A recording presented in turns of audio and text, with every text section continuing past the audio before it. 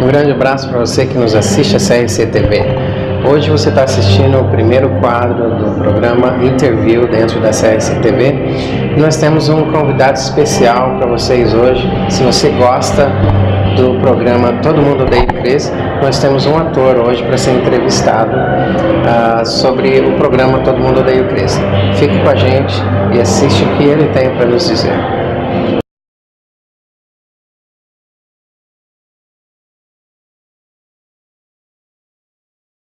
Como eu falei para vocês antes, alguns minutos atrás, nós estamos com um convidado especial para o primeiro episódio do programa Interview dentro do quadro CRC TV.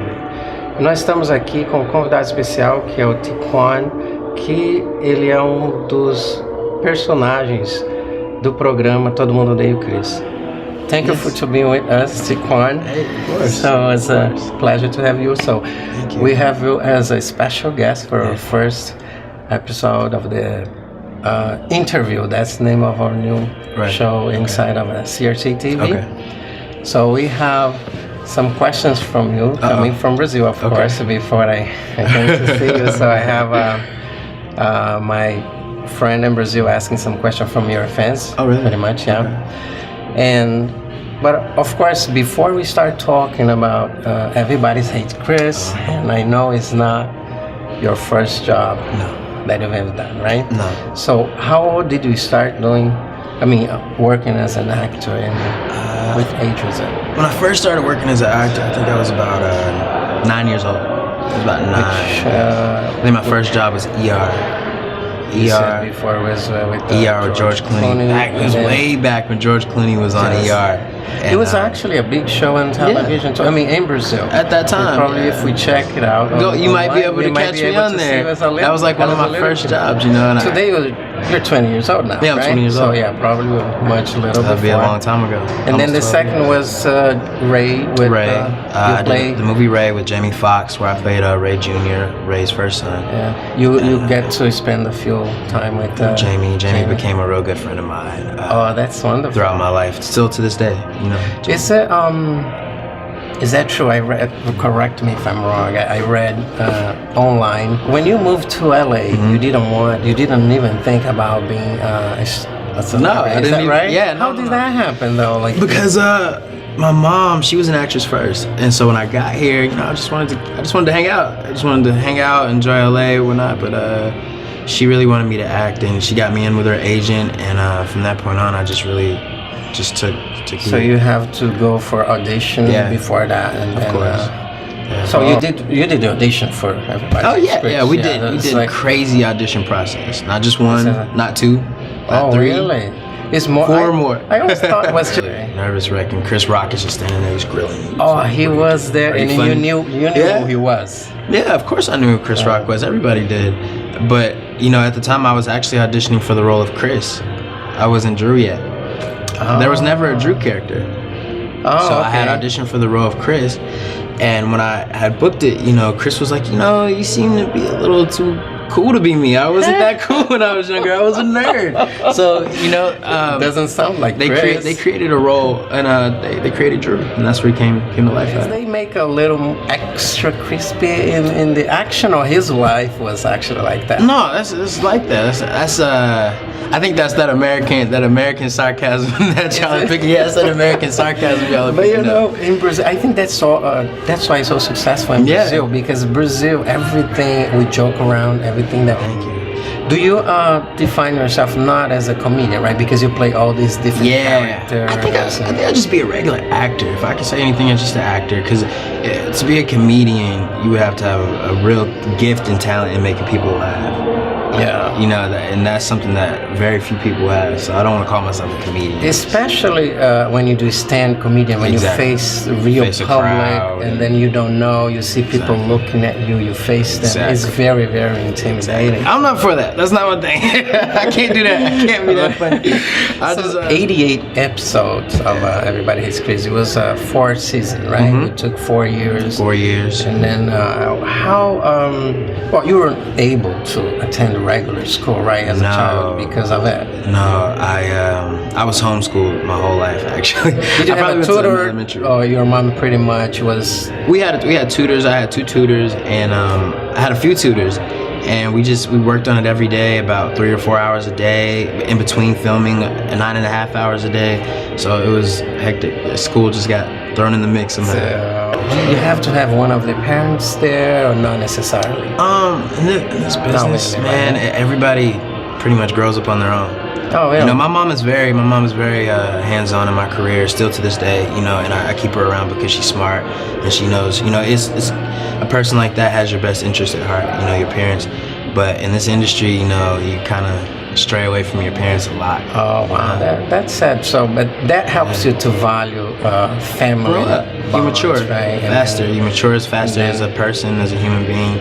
Everything, you know, it's progressive. But it helps you to get close to them, since you kind of don't have much time to spend. Is very, very busy, right? Yeah. So Tichina Arnold and Terry Crews play your mom and dad in the Everybody Hates Chris. Right. Do they have kids on their own? Mm-hmm. So as a matter of fact, I saw Terry Crews at the University Studios yesterday. Yesterday? Yeah, he was having his you know those characters, they do drawings of you. Yeah. Those guys he was having that done with his family? With his daughter. But I wasn't able to visit day with your family, of course. We can't bother.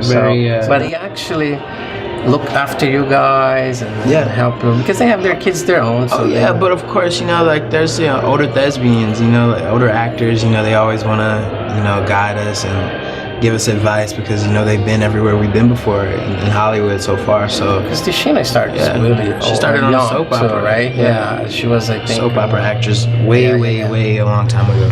So you keep in touch with them, I assume, right? It becomes friends after a while, of course. Isn't that right? We worked for 4 years every day together. Do you? I read about you also singing. Oh yeah. Are you a singer as well? Yeah, I do a little bit of something. You do? But do you have how would say recorded music, a CD, your own CD? Not on my own CD. I basically I just developed a hobby during shooting Everybody Hates Chris, and I like to produce music and write music, so I would just release it out, and it just became popular over time. I never released a CD or anything. What kind of music was that? Rap? It's rap, some R&B, but mostly just like rap and producing, making my own music. So if your Brazilian fans would like to download your songs, where they go for that? So they can go to check you out. hotnewhiphop.com, or you can go straight to my Twitter page, Twitter T-Rich. Oh, that sounds good. You know, but that's where you can find all that good stuff. Oh, that sounds good. So I think today is especially because it's not popular in Brazil. It'll be easier to download and of course, at least here. So what's the project in the moment that you involved to? Because you didn't stop at Everybody Hates Chris, because in Brazil they know you for that. Yeah. But and of course you just told us what you did before, but after Everybody Hates Chris, what's going on in your life at the moment? Immediately after Everybody Hates Chris, I did a few shows like Detroit 187 and Memphis Beat. I went to New Orleans, Detroit. I went to just work on different stuff. You know, after being on the show for so long, you work on the same thing for so long, you want to do new stuff. I have a new movie out called Blue Caprice that's coming out. It got accepted into Sundance, so it'll be in that festival coming this January about the DC sniper killings that happened here in America. And I'm the is main that sniper. Based in some real story? That's or a real is it story. fiction? Oh, is it based in true story? True story. Wow. Here in America, there was a son and dad team that were a sniper team, and they did about 30 killings. So I'm the sniper for that. Wow. And Isaiah Washington from Grey's Anatomy is my dad. Man, so that's you know when it's gonna come out? I don't have a good date on it yet, but it will be in Sundance January 18th through something.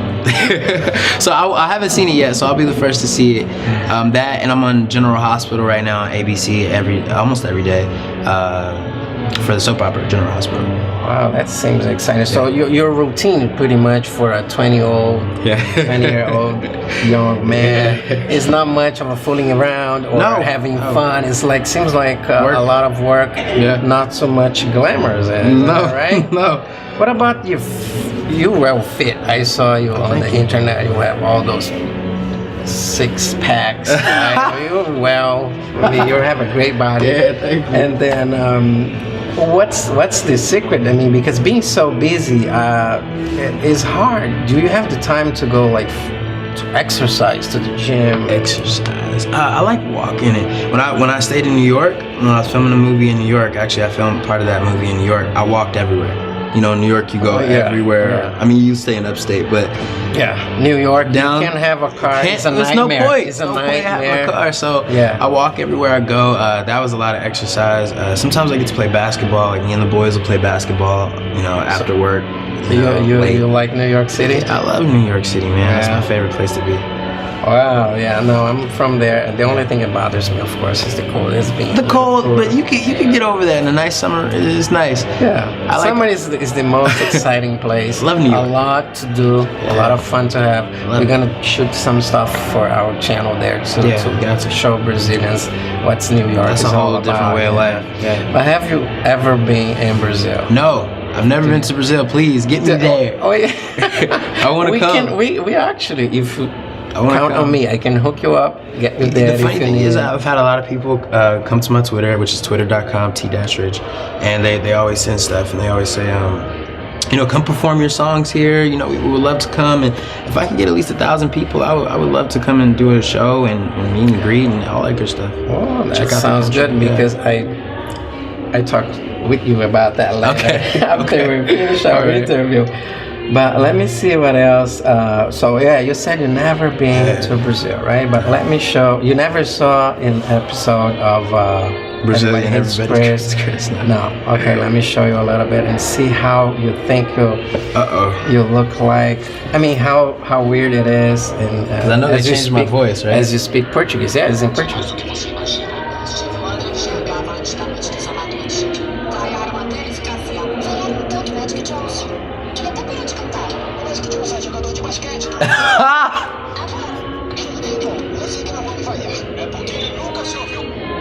Does it sound weird? Yeah, it sounds crazy. That's totally not me. It sounds like a completely different person, isn't it? That's crazy Portuguese. Well, yeah, that I could tell. So what exactly? How do you get the sarcasm in there? It's really different. Well, they have actually to adjust for the way of thinking and the way the jokes go. Yeah, exactly. I'm sure. I mean, because I speak Portuguese and English, and sometimes if we try to say a joke for America, don't try because it's not gonna happen. We have to switch the whole thing. Sometimes doesn't even make sense at all. Jeez. So it's gonna sometimes it's trust me, I know. I just came back from Africa for almost a month, and I've had a very cultural barrier.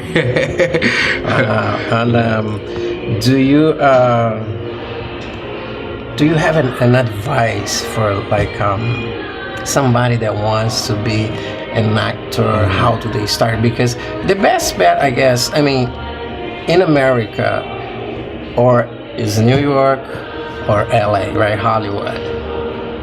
Preferably LA, yeah. Preferably LA because everything happens in here, right? As a matter of fact, I was surprised when you were telling me you shoot a movie in New York City when you have the New York right here in University Studios. You know, but sometimes that just doesn't cut it. Certain directors want that real raw New York feel, and we shot Everybody Hates Chris on the stage, and it looked like Brooklyn, but you know, we didn't have cabs and people walk. You know, it wasn't New York kind of shit. Yeah, that's true. It's a different vibe, and then, but doesn't that is a big operation when it comes to like clear up the streets and people? Like it becomes much like twice as much expensive to do it. And it really does. And one of the good things that we got from New York, we shot in Staten Island. We get some kind of, you know, like a tax break or a tax cut or you know, bonus for filming there or something like that. So I heard Mayor now is doing some encouraging to bring that. They want to bring that business back, and because New York is pretty famous all over. I mean, as Hollywood, but Hollywood we can feel the vibe as a walk. Really? I mean, we walk here, we start looking at. I just saw somebody else in here in a hotel before I started talking to you. I know that guy. Yeah, it's plenty of people. Yeah, we see famous people everywhere, so it's a great vibe. So, and then is the best bet is to be where it is, whether it's in the United States or in Brazil.